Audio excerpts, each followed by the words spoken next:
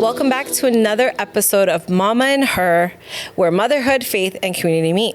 I'm Shannon, and this is Kayla, and we're honestly so happy you're here with us today. Today's very special, but you could have been doing anything, and you're here with us, and that is an honor and a privilege, and we love that you're here. Yeah, we love that you are back with us for another episode, and every time we have a mama on set with us, it's always a special day, and this one stands true. I am so excited. We are going to just jump right in and tell you about our guest for the day.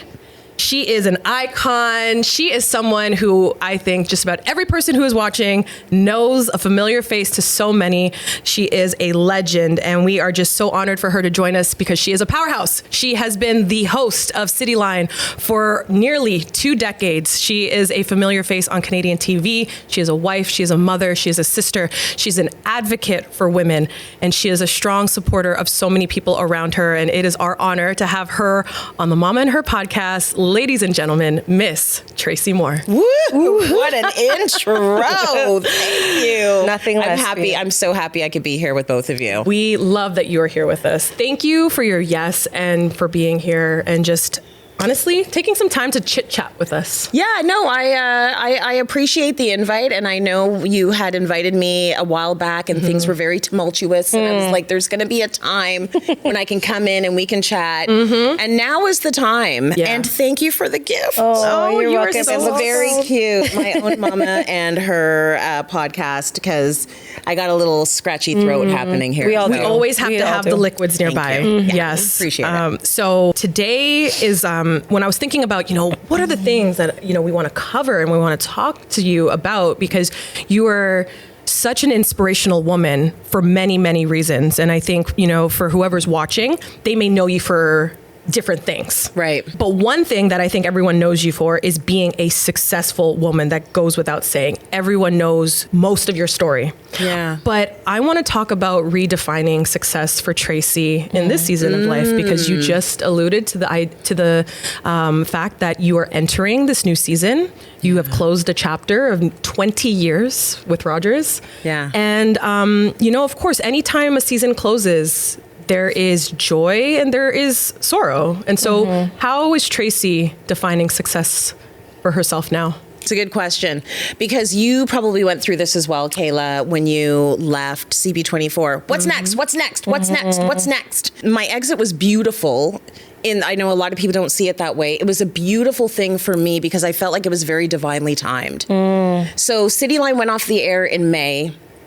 And then there was this big swath of time where there was going to be another show with me and a co-host. And then it was like, no, that show isn't going to happen.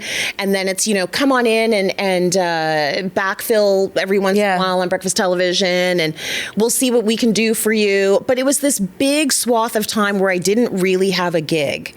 But I still kind of had one foot in. And it gave me the opportunity to, number one, grieve. Number two, look at my time differently. All of a sudden I was like, oh, you mean I don't have to get up and do 7,000 things before 7 a.m.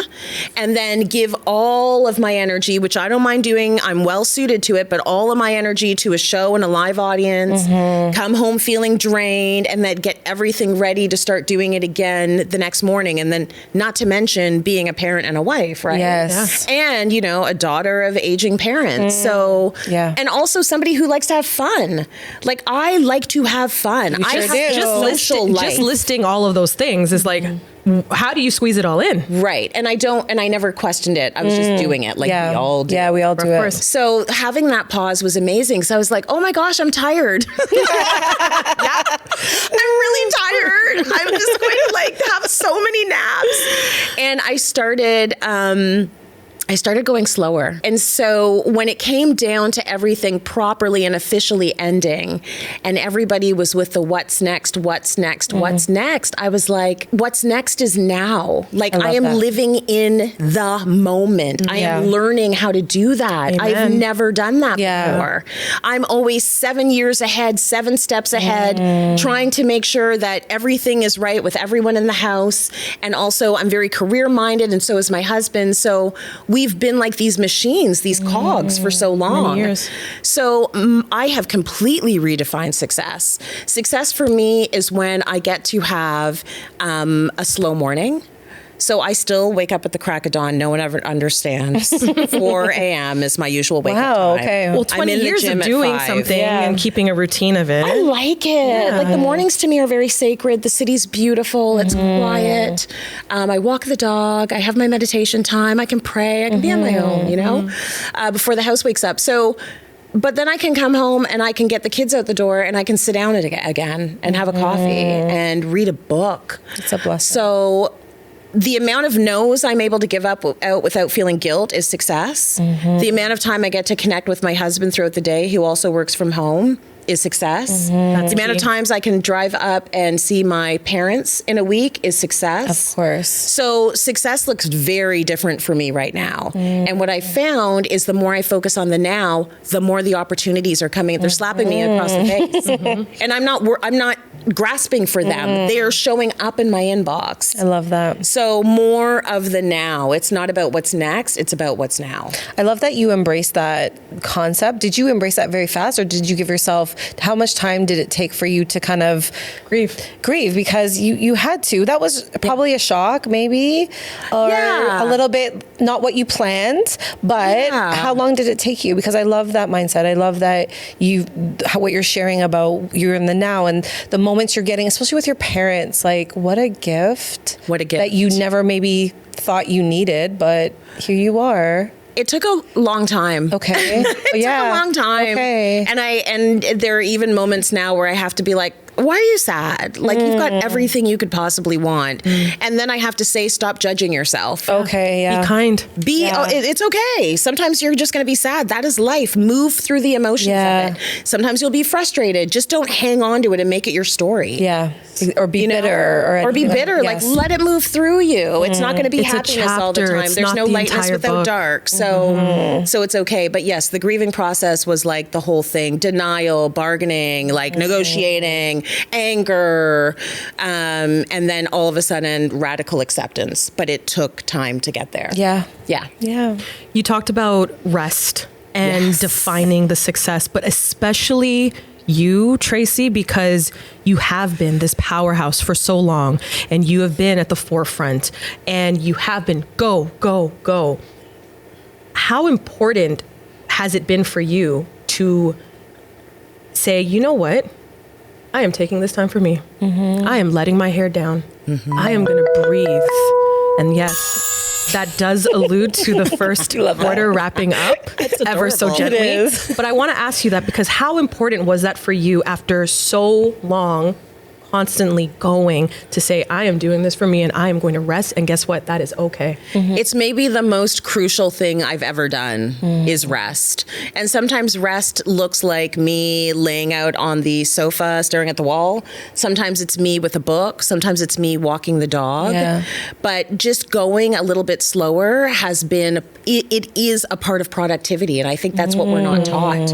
It's not go, Yes, go, go. preach, It's go, go, go. Tracy. Stop, stop, stop, Yeah, stop, stop. yeah, Go, yeah, go, yeah, go. yeah. Stop. Like they feed into each other. We can't go all the time. Yeah. So the Unless you want to burn out. unless you want to burn And you're out. forced to stop. Sometimes and you're we're forced to stop because the universe will find a way and let you know, right? But the beautiful and most kindest words I can get from my husband are when I'm like, I am so, like, I'm napping too much, I'm resting too much. He's like, no, there's never too much. I love that. Rest. Yes. And I do the same for him because like life is busy. We all need to rest. Everybody, the world would be better if we all slept. I know. Right now, I just want to dive in and talk about motherhood and career because honestly, it feels like a balancing act, but you had both of your kids on air. You know, not literally, but Can you imagine? imagine that would be a story to tell. Sydney at BT and Eva at Cityline. Yes. So 2 on-air pregnancies, I guess we could say. Yeah. It was weird. Kayla, I don't know how you found this, but I don't feel like the TV industry is that nice with pregnant women. And by nice, I just mean I had to deal with people like sexist men in the industry saying things like, well, you should just not come back after you have your baby. They're going to need you to be home with them. It's like, this is 1952. I'm coming back to my job, yo. And then a boss that was very much like put out by the fact that I got pregnant. Like, how dare I? Yeah. Like, don't you know you're hosting a big show? Like, why are you getting knocked up? Right. So that kind of thing was weird, but I also just sort of powered through because I sort of expected that kind of reaction. And then it's the whole, when you move from news to lifestyle, you realize that people want to know about your life. Mm-hmm. So people want to know what your husband does for a living and what kind of parent are you, and all of breastfeeding or these bottle, things, breastfeeding or bottle, and letting them cry it out, or just the nitty gritty details. The nitty gritty, because you're a part of their life, and I know that is absolutely something that you and I can relate on. This privilege that when you become this figure on TV and you become part of someone's daily routine, they feel like they know you, they build a connection. And so it shows up in real life when you run into the people at a gas station or at the grocery store or at the movie theater or whatever the case is, and they're just jumping right in. So how's Eva doing? What's she up to? So did she make her hockey team this year? And there's a privilege in that, but there's also, of course, like being able to have to create a divide. Yes. For many reasons, but obviously create boundaries. Boundaries, yes, absolutely. And I would say, every time someone is like, well, how's Sydney? And I'm like, what's happening? And then I'm also like, what did I expect? I put it on my Instagram page. Like, it's all there. Of course they're going to ask about it. I would say, though, the challenge for me, and something that I'm actually regretful about, is being a Black family on TV. I felt that there was a standard that I had to maintain. And, being raised by very... hardworking Jamaican immigrants. Definitely there's that specter of respectability politics, and feeling like, okay, I'm a Black person on TV. These kids cannot be acting up. Come on. Right. Now. You will not be acting up in the Toys R Us. You will not be acting up at the grocery store. You will not, like the lectures that we had with these babies before bringing them into the studio. I get that. And then even my husband, like, you can't steal someone's parking spot anymore, honey. I'm on TV. Or lower your window and tell them how he really feels. You can't flip people the bird. Like, you're married. And I feel like I put a lot of stress on my family because it was not only a Black family, it's like a Black television family. Yes. So if I had to go back, I wish I could chill out a little bit about that. Give them a little more grace. Give them a little bit more grace, because my kids were like little robots in public, which was fantastic for me. Right. Also, that's not what kids are. No. So, yeah.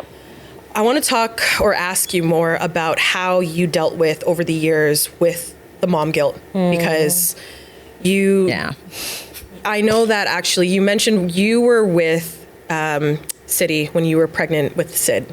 Yes. And then Cityline became an opportunity, correct me if I'm wrong, right? You're While right. you were pregnant. Yes. And so you, I would imagine, were like, I gotta get my ducks in a row. Like, this is a lot of things happening at once. I'm becoming a mom, but also I have the opportunity of a lifetime, and I cannot mess this up. Yes. The one thing about me is that I actually wanted to work. And that's not everyone. I think that there are people like my sister, she would rather be home with her kids.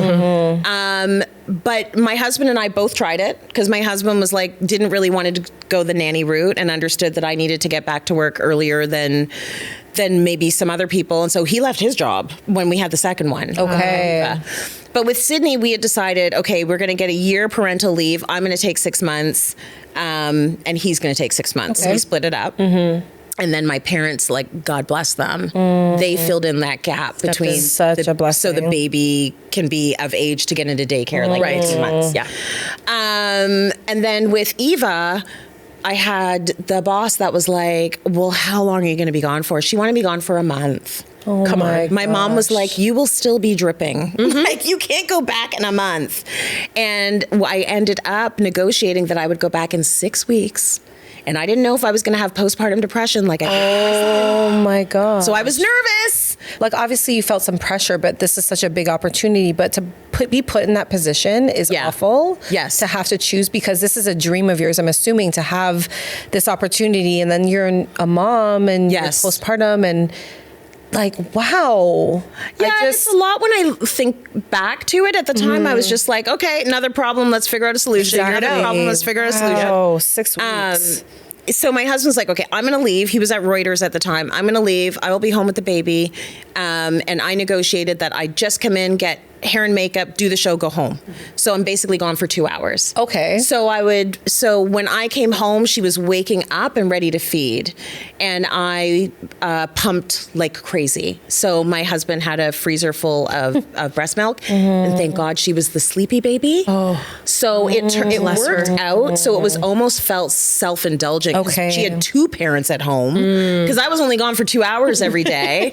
And so it all worked out, but I didn't know if it was going to work out or not. Yeah. I was like, I got to go back to work because they were only willing to do 6 weeks of replacement for me. Okay. And that's how it turned out. So in terms of balance, like I would say definitely the partner, like Leo's been a very big part of that whole equation. And then having the village, which is my mom and dad, that has helped make it work. The mom guilt, it's been a very long time of dealing with that. And I would say even down to this morning with my 14-year-old who just wanted me to be around. I have to basically go from feeling really sad and like a failure to no, this is okay. And actually, she's going to be okay. Yeah. Because she also needs to figure out how to amuse herself. Yes. And she also needs to be a bit resourceful. And I need to come and do things like this. Were you ever the mom, though, that was like, I need to be attentive 24/7. They need me. I need to give my all to them. And then at one point, you probably had a breakdown moment or a moment where you were like, this is not sustainable.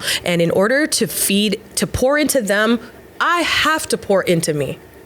I had a moment, and I wrote about this for today's Parent Magazine, where I was trying to do too much. I had a clothing line, I had the show, I had several side hustles, and then the kids. And my daughter just wanted me to do her homework with her. She's doing French work. And I remember I locked myself in the closet on the second floor because my kids kept trying to find me. And I just needed to get through like one meeting, which turned into 2 meetings, which turned into 3 meetings. And I came downstairs, and I'm getting emotional thinking about it. She was like fast asleep in her homework. Oh gosh, yeah. And I felt so bad. And I was like, great. Like I got all those meetings done and I failed her. So I wrote about it because I had to talk myself out of feeling that level of guilt. But it's so sad when you see like they're so little. Yeah. She just wanted mommy. She just wanted me. Yeah. At the same time, she also is seeing me thrive. You know, like they are seeing me thrive. They are understanding that as a grown-up, as a 50-year-old, they can actually have a very full life. And they are figuring out some of the problems that they need to figure out by themselves. And they're also like saying, like, call your dad. He's He is in the building. He's right over there. That guy, I think he's upstairs. Listen, it is a universal thing. Oh my gosh. Because Like, I'm he's like, here too. he's right there. He's not invisible. Right, and he actually speaks French, and you're doing French homework. Like he would, like you could actually get. Anyways, so yeah, it's been hard learning how to get rid of the guilt, but I feel like I can talk myself out of it now easier. Yes. Yeah. Because does mom guilt ever go away, or do we just again learn to? I think we learn to talk ourselves out of it. Better coping mechanisms, I would imagine. Yeah, absolutely. And you know, we were talking before we started rolling as far as the age gaps, right? So we are. You have a 5-year-old, Yeah. 5 and 3. 5 and 3 and 3. Oh, wow. There we go. Yeah. They're right. Yeah. And now here you are in the thick of raising teenagers. Yes. And correct me if I'm wrong, who are very different. Oh, yeah. Yeah, they're pretty different. So I have my 16-year-old son, super low maintenance. I worry more about him not expressing when his needs are not being met. The loveliest child. Like, he got a lot of Amazon gift cards for Christmas. He bought the family an air fryer. He's like, I heard you guys talking about wanting an air fryer, and it was too much money to spend on myself, so I ordered it from Amazon. his heart. Who are you? Right. Thank you. Is So you guys lovely raised child. him though. Just remember that. Every day I'm like, thank you, Lord. Hallelujah. Wow, what a beautiful no one's on gesture. heroin. No one is like, Listen. and then Eva is conquering the world one day at a time. Listen, she's a powerhouse. Everything, everywhere, all at once. Like you. I guess, but it's like I wasn't even like that at that age. I mean, like she's like speeding through. So she's doing everything. He's doing a couple of things, and they're both, one decision that my husband and I made, I would say maybe like around last year, is to kind of step back a little bit and let them make a few mistakes and be like not as on top of them. And I feel And like just see it's what they do with better. that? Let's see what they do with that. I love these parenting tips because mental notes. Listen, Yeah. I want all the notes, but At 5 I and love 3, that. you're on top of them. Like you're responsible for so much of their, getting their shoes on and their socks on and their underwear and the baths. And a lot of parents that are older than me have said when they get to be teens, say less. Yeah. They're not loving lectures. Yeah. If we want to tell them stories about mistakes we've made, they're all in. Okay. But they're not loving the lectures. They're not loving the do this, do that. It's like they're leaving the house with the coat wide open. I'm letting it go. Right. The bed's not made. I'm letting it go. Okay. That stuff is just not as important. How are you finding parenting them now as teenagers? And you mentioned your parents, who are just the cutest people. I want to squeeze them every time you post about them. And you mentioned that they're aging. Yeah. Right? So you're balancing this act of my babies are growing and they're changing by the day into these two amazing, unique human beings. And then on the other front, I remember just watching recently a post where your bedroom feels like you go back into like a time capsule. Totally. And I love that. And when you go back, but it reminds you too that your parents, they are aging and that you have this precious time with them now. So how do you juggle that? You're Tracy the mom to growing teens, and you're Tracy the daughter. Yeah. I had to let go of like daughter guilt too. So I have decided that I'm letting my parents live their lives as the grown-ups they are, and my time spent with them will be joyful. I love that. That means I am not telling them, why didn't you go to the doctor? Okay. I'm not mad because you didn't get this thing done. I'm not mad that you're not seeing about a hearing aid. I'm not angry. We're going to spend this time and it's going to be joyful. And if that's eating something that's not on your kidney dialysis list, I'm not making a fuss about it. Like, I'm not here to police you. We are going to have a good time together, and these are going to be the memories we have. How did you get there? Because I need to get there, and I'm fighting. Like, they're not listening to me. No, they're not. So it's like, are we going to spend these years fighting each other? And like, maybe we get... You know what I mean? So no, we're not fighting each other. We're gonna have some jokes. Yeah. We're gonna have some jokes, and we're gonna catch up about the kids, and we're gonna gossip about the family. What's happening with Auntie so and so. That's what we're gonna do. Yeah, I love that. And also, as long as I keep my commitment of seeing them like once a week or checking in, then I'm not gonna feel guilty about anything else. And I know that they love me, and they know that I love them. Like, they know. So it's okay. I love that. I just want to talk a little bit about self-care. And I think anyone who follows you know you're in the gym every morning. Right. That is part of your lifestyle. And just like self-care, how did you, as a young mom working and also to now, what does the gym mean to you? How do you provide self-care? What does that look like for you? For me, it's like front stacked. My mornings, I feel, are very much about me. So getting up early, getting out the door, meditating, walking the dog, reading some verses or some of my book. I feel like all of that puts me in a place where I can pour into other people for the rest of the day. So much better. Yeah. So I've done it. Like, I did my thing, and now I'm good. You need this. I can do it without having like a temper tantrum, without snapping. You know what I mean? Like, I love that. And then probably like around 3 p.m. I'm a zombie, so I'm not a great night parent. Right. But it is my mental health like resource toolkit. The gym. It's sometimes the happiest part of my day. I know. I was once that mom where when the baby gets up, that's when I get up. Like I'm not waking up earlier. I was like, that's overrated. I just want sleep right now. Yeah. I'm I get so it. sleep deprived. But I've now entered the season right now at year 3 where I'm like, no, I do have energy and the capacity to set my alarm earlier and earlier. And so just this year have I been incorporating, I range anywhere from 6 a.m. or maybe even 5:45 to 6:30. And even if it's an hour, if it's 60 minutes to myself, it's already, I feel the difference. I see the difference. And to your point, you're ready to pour in so much better as opposed to then feeling like rushed and like I felt frazzled. Yeah. So I 100%. I love that for you too. I don't have that yet.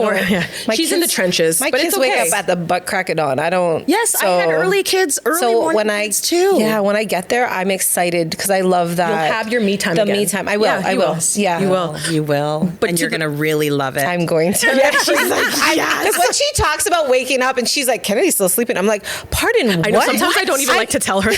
Right? I'm like, I'm Well, sorry. I've already gone through like 5 snacks, entertainment, like unlimited, She's 2 lived 2 divergent- lives by the time I what? text her back in the morning. Kennedy, man, talk to my kids. To Neil and Naya. But to your point about the gym, you mentioned that, yes, it's part of your morning routine. And it's also part of the way you show up because you are a strong woman. You are someone who's like, I don't just do 40 minutes of cardio. No, ma'am. You are lifting those 20s, those 30s, those 40s. You are pushing the limit. And I love that, especially because, and obviously I'd say we love that because as athletes, and you have that athletic mindset, and you just celebrated the big 50. Yes. How? Matter of fact, we were honored. We were there and we were cutting up. Yes, you were. Okay. What a time. What a party. What a celebration. But it got me thinking at like, wow, the way you are romanticizing and girl, you make 50 look good and strong and bold. And that photo shoot, that leg. Girl, the way you were down on one, I was like, my knee hurt just looking at you. But I love the way you celebrate your birthday. Like, I am the same, but you're even more so. So now I'm even more inspired. Like I thought I was next level. You are. And so I just love that you celebrate aging and you celebrate life and with friends and family. Your birthday party I was like, wow, I needed this. But this is what it's about. But it's about celebrating. It was just immaculate. And it was just so beautiful to see your photo shoot. And thank you. Girl, you ate. I'll tell you what I loved about that whole situation. First of all, like I stage managed the crap out of my birthday. And I think I've probably been doing it since like I was 20 years old. Right. I know what I want for my birthday and I'm always in charge because I'm always going to get what I want. Like I will always make it happen. This year's going to be a little dinner. This year's going to be a brunch. This year's going to be like a bashment. This year's going to be, we're going to Vegas. Like there's always something. But what I loved about that party is that the energy was top tier. Everyone came in that place ready to chill and dance and get on bad. And I so appreciate that mentality in the grown-ups around me. There are people. And by the way, the time of younger. day. Can we talk about that? Time of day. Day parties, day parties, day parties. Please, and thank you for the win. Let's not pretend. Let's not pretend. This is perfect. No. It was a reflection of you. It really was. It was a reflection of who you are, your joy, your boldness, your happiness, what you exude, what you put out into this world. And it just came back full circle in who was there, the energy, the vibes, the music. Like it was just everything. And it was everyone had a good time. You just have a good time. I was remember because it was a cold winter day. I remember I was like, oh my gosh. I know. But I left there sweating and I was like, what a time. Yeah, you did. Yes. And my knees were hurting. My knee. Whatever. Yep. Whatever. All worth it. Oh my gosh. All right. We're gonna continue this cut up in our last and final wrap up with the one and only Tracy Moore with us here on Mama and Her. Stay with us.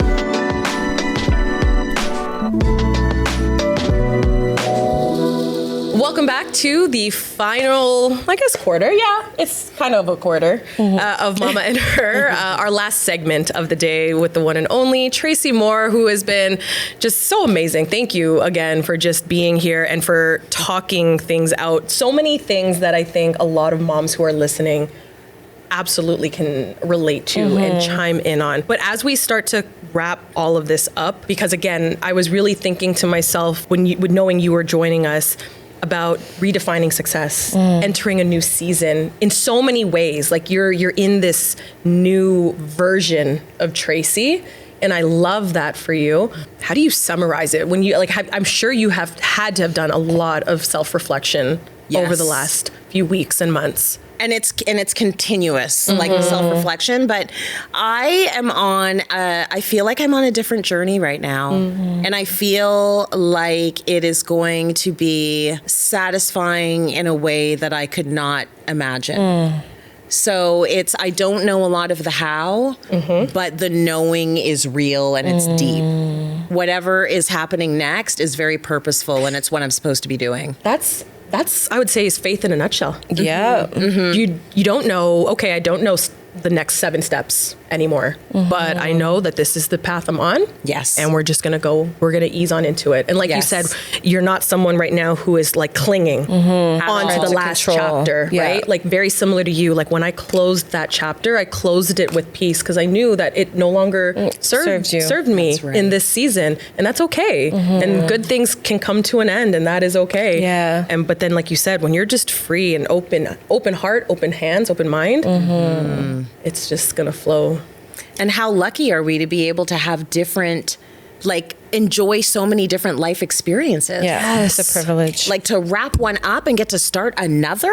This is amazing. Yeah. Anyways, I feel very lucky. And you should, because it's there. We shouldn't have one summit. No. Our life should not be for instance, like when people say that high school was their greatest days. Yeah. No, I would hope my high school days are not my peak. No. I don't want to. God willing, if I am on this earth for 80 plus years, 90 plus years, I don't want 17 to be my peak. So the idea that we can grow and have multiple summits, multiple amazing chapters of life, and now you're on the verge of a new summit. Yeah. Even if you don't know what exactly the summit is so exciting. It's exciting. And I also think to hear coming from a woman is that as women, we're always told once you become a mom or once you hit 30, you're at your peak. Or and once you hit 50. You start to go downhill at 40 and then 50, but then you're hearing things 50 is the new 30. But I don't even like that. I just love that every decade there's something new and exciting. And as women, we discover more of ourselves, I feel like, especially when you become a mom. But